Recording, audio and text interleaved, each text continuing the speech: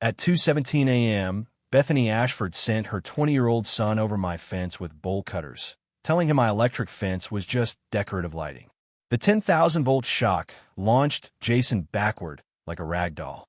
A blinding flash lit up the yard. The alarm shrieked, and his scream tore through the desert night. By the time I ran outside, Jason was on the ground, convulsing, while Bethany frantically checked on him, still clutching the papers she planned to plant on my property. Every second of her plan had been recorded.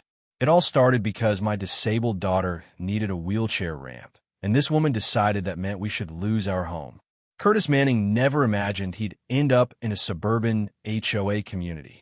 After 20 years in the Army and a decade running his own security company, he preferred wide-open spaces and neighbors who kept to themselves.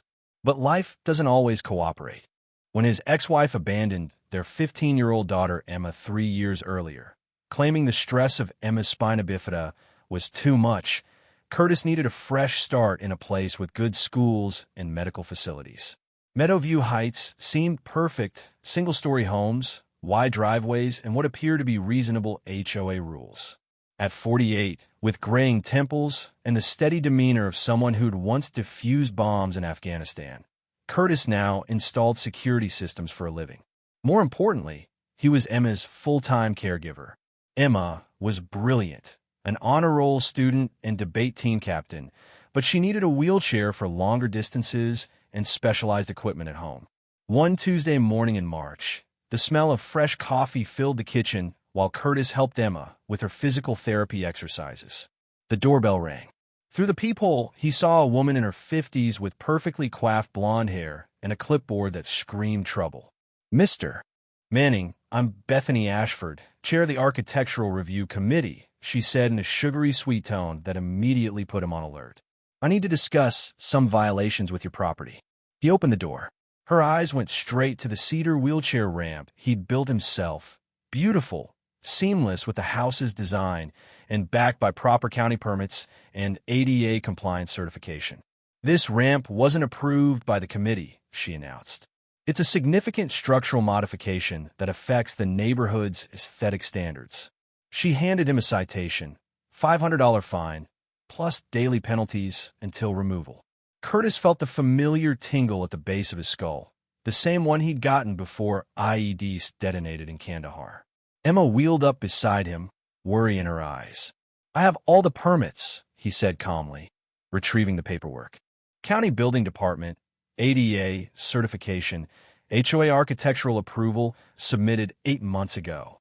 "Those approvals are insufficient," Bethany replied without even glancing at the documents. "The current board has updated our standards. You have 30 days to remove the structure or face escalating fines." After she left, Curtis did what any good soldier does. He researched his enemy. Meadowview Heights had 847 homes and a 5-member board. Bethany had been chair for 3 years, during which property values had risen dramatically. Certain homeowners, mostly elderly or those with disabilities, faced repeated citations while others seemed immune.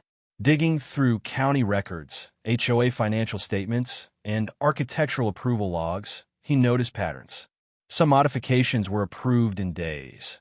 Others languished for months. Certain contractors got preferential treatment. Bethany's own property had several unpermitted additions that never appeared on violation lists. That night, Emma found him hunched over his laptop in the blue glow of the screen. "Dad, are we going to have to move again?" she asked, remembering the 4 schools she'd already changed because of family upheaval. Machines hummed softly in the background, keeping her mobile and independent. "Not if I can help it, kiddo," he told her. Sometimes people need to be reminded that a little power doesn't mean you can push people around. Within a week of installing security cameras, he caught his first break. High-definition footage showed Bethany trespassing at 6:47 a.m. on a Thursday, photographing Emma's therapy equipment in the backyard for nearly 20 minutes, measuring distances and taking notes, clearly hunting for new violations. Documentation beats confrontation every time, he reminded himself. Instead of confronting her immediately, he compiled the footage, confirmed property boundaries with a surveyor, and prepared. The second citation arrived Friday afternoon, hand-delivered by Bethany herself, this time with backup, a thin man in an ill-fitting suit she introduced as our compliance inspector. She pointed to Emma's heated therapy pool and lift system, essential medical equipment prescribed by her physician and installed by certified specialists. Any structure over 4 feet high requires architectural approval, she declared. $7.50 fine plus $50 daily until removed. Curtis kept his voice even. Ma'am, I have documentation showing you photographed this equipment without permission by trespassing on my property. That's a criminal offense in Arizona. For a moment, her mask slipped, revealing something ugly. I have every right to inspect properties for violations. It's in the covenants. Actually, it's not. He pulled out a printed, highlighted copy. Section 4.3 required 24-hour written notice and allowed inspections only from public areas or with homeowner consent. She'd been in his backyard without permission. Her heels clicked rapidly on the concrete driveway, a nervous tell he filed away. This is intimidation, she snapped. I'm reporting this as harassment. Please do, Curtis replied. I'd love to discuss my findings with a full board, like how your property has 3 unpermitted additions that never got cited, or how Pinnacle Landscaping gets 90% of HOA maintenance contracts despite not being the lowest bidder. Pinnacle was owned by Bethany's brother-in-law. The inspector suddenly became very interested in his shoes. After they left, Curtis called his neighbor Margaret, a retired paralegal who'd been fighting HOA overreach for months. She arrived with a box of files and a grin that reminded him of his old sergeant spotting enemy positions. Together, they mapped out violation records, financial statements, and contractor patterns. Violations spiked before quarterly board meetings and were always resolved by the same 3 contractors. Bethany had been charging homeowners for pre-violation consultations, cash payments of $300 to $500 that mysteriously made citations disappear. At least 15 residents could be proven victims, probably more who paid quietly. This wasn't just petty power tripping. It was extortion, a felony. When Bethany returned with an expensive lawyer threatening legal action unless the ramp and therapy equipment were removed within 48 hours, Curtis and Margaret calmly laid out the evidence.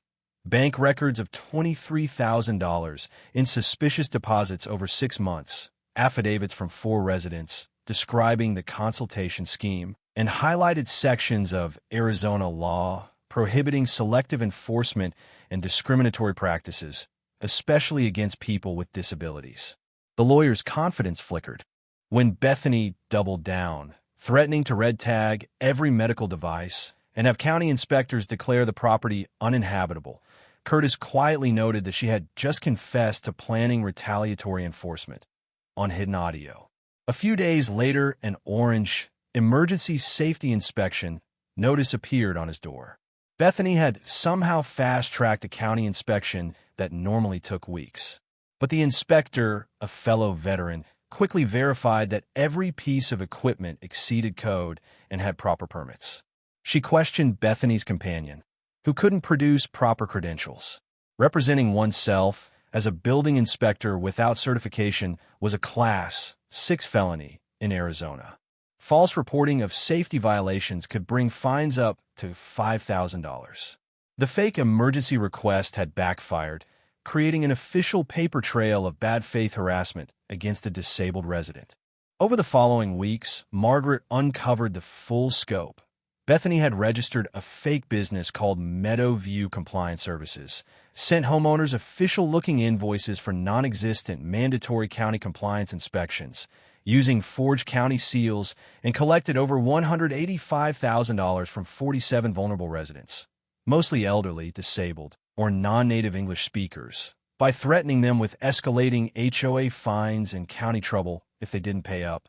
Phone recordings captured her explicitly promising that payment would guarantee no future violations and hinting at her special relationships with inspectors. The scheme involved mail fraud, tax evasion, impersonating government services, and racketeering, federal felonies carrying decades in prison. Curtis, Margaret, and a growing coalition of victims built an airtight evidence package for the FBI. Agent Sarah Collins from the Phoenix field office took the case seriously. While waiting for the investigation to unfold, Curtis installed the final piece of his defense, an 8-foot perimeter fence topped with 3 strands of electrified wire carrying 9,500 volts. Non-lethal, but unforgettable. Every 6 feet were prominent warning signs in English and Spanish. Motion sensors, infrared cameras, and audio recording covered every angle. The system was fully permitted, professionally installed by his own company, and exceeded commercial security standards. Arizona law protected property owners who properly marked and warned about such fences. If someone trespassed and got shocked, they had no legal recourse. Bethany's desperation peaked on a sweltering Thursday afternoon when she arrived with 2 unmarked vans for men in generic security uniforms and a high-priced attorney claiming emergency health and safety violations that required immediate access. Curtis calmly requested county IDs and warrants. None were produced. He pointed out the specification plate on the fence. 9,500 volts, pulse-limited current, fully compliant with Arizona code. When one of the men reached for the gate latch, Curtis warned him. The man hesitated. Bethany exploded, threatening an emergency injunction to remove the fence. Curtis informed her that the HOA board had already suspended her authority the night before, after being presented with evidence of her crimes. The notification had been emailed to every board member. Her team retreated in disarray. 3 nights later, at 2:17 a.m., motion sensors triggered. Infrared cameras captured 2 figures in dark clothing approaching with bolt cutters and a crowbar. Bethany directed her son toward the electrical control panel, telling him it was just decorative lighting. He reached for the main shutoff switch. The shock knocked him backward 3 feet. Security lights flooded the yard. Sirens approached. FBI agents and sheriff's deputies Curtis had coordinated with in advance. Bethany was arrested on the spot for criminal trespass, attempted destruction of property, and conspiracy to interfere with a federal investigation. Her son, realizing he'd been lied to and manipulated, looked stunned as handcuffs clicked. The next morning, the neighborhood gathered for an emergency HOA meeting. FBI agent Collins presented the evidence on a large screen. Fake invoices, forged county seals, bank records, recorded calls, surveillance footage. 47 families have been victimized. Bethany's assets would be liquidated to provide full restitution plus damages. She faced up to 20 years in federal prison. 6 months later, Bethany pleaded guilty to 14 felony counts and was sentenced to 12 years. Every victim received full compensation. The HOA was restructured under court supervision with new transparency rules and independent oversight. Curtis's security business boomed. Veterans, elderly residents, immigrant families, and others facing HOA harassment hired him for protection and advice. Margaret founded the Arizona HOA Abuse Prevention Network, offering free resources. Emma thrived, becoming a disability rights advocate at school. One morning, a young mother stood at his gate with a folder of papers. "Our board is trying to force us to remove my son's autism swing set. They're threatening foreclosure." Curtis opened the gate. "Come on in, Mrs. Kim. Let's take a look at what they've sent you." Emma wheeled over from the therapy pool, water still dripping. "My dad's really good at dealing with bullies," she said with a smile. "And we know some FBI agents if things get really bad." Curtis settled into another fight for justice, knowing the phone would keep ringing with families needing help. Standing up to bullies didn't just protect his own home. It made the whole community stronger.